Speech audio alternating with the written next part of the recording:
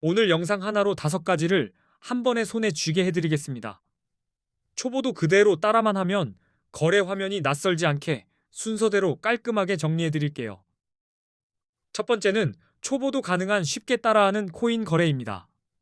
계정 만들고 입금하고 주문 넣고 정리하는 흐름을 손이 기억할 때까지 알려드리겠습니다. 처음 막히는 지점이 현물이냐 선물이냐입니다. 현물은 코인을 실제로 사서 들고 가는 방식이고, 선물은 가격 움직임에 베팅하는 방식이라 롱과 숏이 가능합니다. 거래소에 들어가면 지갑이 여러 개로 나뉘어 보일 겁니다.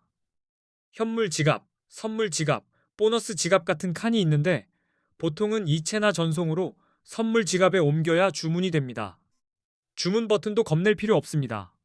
즉시 체결되는 시장가, 원하는 가격에 걸어두는 지정가가 기본이고, 손절과 익절은 스탑 주문으로 설정해두면 감정이 덜 흔들립니다.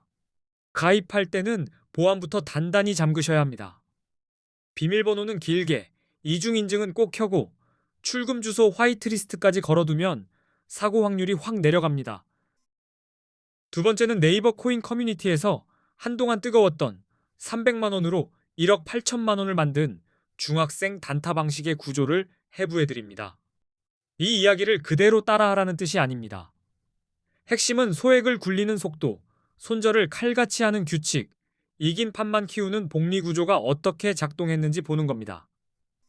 세 번째는 거래할 때마다 새는 돈, 수수료를 최대한 깎는 꿀팁입니다. 같은 실력이어도 수수료가 높으면 게임이 시작도 전에 마이너스에서 출발합니다. 네 번째는 AI를 활용해 매일 50만 원씩 벌었다는 루틴이 왜 먹히는지, 그 로직과 체크 포인트를 단타 관점으로 풀어드리겠습니다. AI는 정답 버튼이 아니라 도구입니다. 뉴스 요약, 변동성 체크, 매매 일지 정리, 진입 체크리스트 만들기 같은 반복 작업을 맡기면 사람이 할 판단이 더 또렷해집니다. 예를 들어 AI에게 오늘 비트코인에 영향 준 뉴스만 5개로 줄여줘라고 시키고, 상승 시나리오와 하락 시나리오를 한 문장씩 뽑아 놓으면 감정 대신 글로 판단하게 됩니다. 다섯 번째는 첫 거래 전에 내 돈을 입금하지 않고 가입 이벤트로 100달러를 받아서 거래를 경험하는 방법까지 이어갑니다. 참고로 이 영상의 고정 댓글에 수수료 최대 할인 방법과 100달러 받는 가입 링크를 한 번에 정리해 두었습니다. 영상 끝나기 전에 고정 댓글은 꼭 확인해 주세요. 이벤트 보너스는 보통 회원 가입, 본인 인증, 미션 참여 같은 조건이 붙습니다. 조건을 하나씩 맞추면 선물 지갑에 보너스가 들어오고, 그걸로 거래 경험을 쌓는 그림입니다. 이벤트로 받은 100달러가 바로 10억으로 불어나는 건 현실적으로 어렵습니다. 대신 내 돈을 넣기 전에 시장을 공부하고 주문 연습하고 감각을 잡는 데는 꽤 좋은 연습장입니다. 보너스로 연습할 때는 욕심내지 말고 주문 한 번을 작게 쪼개서 경험치를 쌓으세요. 레버리지를 쓰더라도 처음엔 낮은 배수로 손절선부터 익히는 게 훨씬 빠릅니다. 그리고 레버리지를 쓰는 시장은 방향이 맞고 규칙이 잘 지켜지면 작은 금액이 크게 움직이기도 합니다. 반대로 규칙이 없으면 작은 실수도 크게 터지니 규칙 먼저가 핵심입니다. 그래서 보너스 100달러가 있다면 내 돈 안 넣고 연습부터 해보시는 게 좋습니다. 운 좋게 한두 번 맞추는 게 아니라 같은 규칙으로 반복해서 맞추면 몇백만 원 규모까지도 커질 수 있습니다. 이제 본론으로 들어가서 왜 많은 사람들이 코인을 투자 자산으로 보냐를 아주 직관적으로 보여드리겠습니다. 숫자로 보면 감이 확 옵니다. 만약 10년 전 금이든 주식이든 코인이든 부동산이든 똑같이 1,000만 원을 담아뒀다면 지금 내 통장에 찍혔을 그림은 얼마나 달랐을까요? 코스피 지수가 10년 사이 대략 2.66배쯤 올랐다고 치면 2016년에 지수 추종형 주식에 1,000만 원을 넣었을 때 지금은 약 2,260만 원쯤으로 계산점으로. 같은 2016년에 1,000만 원으로 금을 샀다면 당시 가격 기준으로 약 233.5g 정도를 들고 있었을 텐데, 2026년 기준으로는 대략 5,160만 원 정도로 잡힙니다. 2016년에 서울 기준 아파트 가치로 1,000만 원어치를 들고 있었다고 가정하면 2026년에는 약 2,400만 원 정도로 평가하는 그림이 나옵니다. 그리고 2016년에 천만 원어치 비트코인을 샀다고 가정하면 2026년에는 26억 원을 훌쩍 넘는 수준의 결과가 나온다는 계산이 나옵니다. 이 대비만 봐도 최소한 코인을 공부할 이유는 충분합니다. 바보가 아니라면 성장 속도가 다른 시장을 그냥 지나치긴 어렵거든요. 게다가 코인은 오를 때만 돈을 버는 구조가 아닙니다. 오를 것 같으면 롱으로, 내릴 것 같으면 숏으로 방향에 베팅해서 수익 기회를 만들 수 있습니다. 여기서 많은 분들이 궁금해하는 게 세금입니다.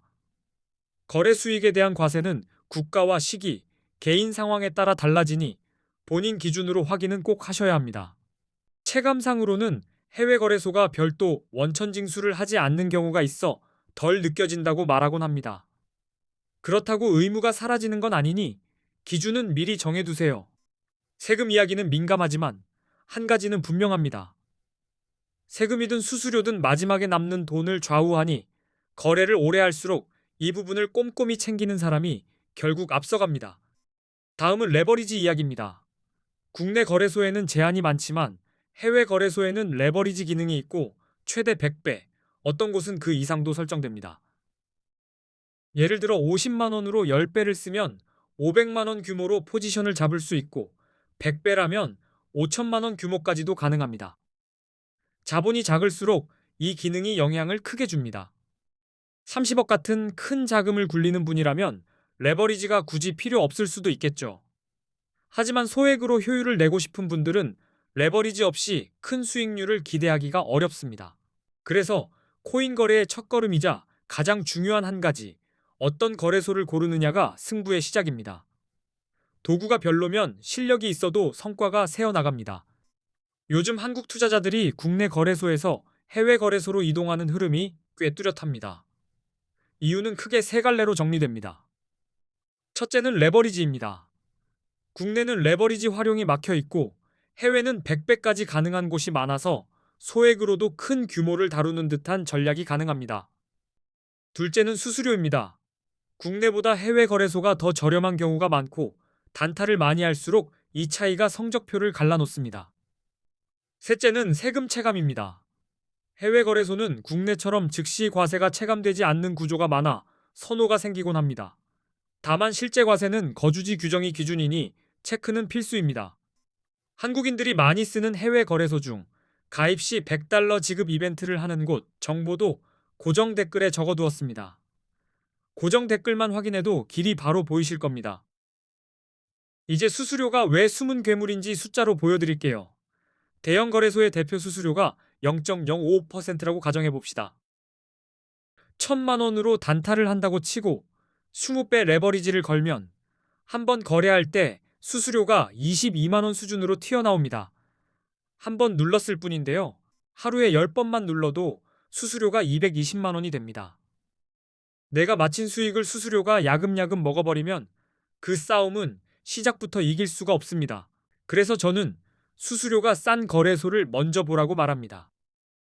차트 공부보다 먼저 지갑이 빠져나가는 구멍부터 막아야 합니다. 수수료를 더 줄이려면 체결 방식도 보셔야 합니다. 지정가로 걸어주는 메이커는 수수료가 낮고 시장가로 바로 때리는 테이커는 높게 붙는 구조가 흔합니다.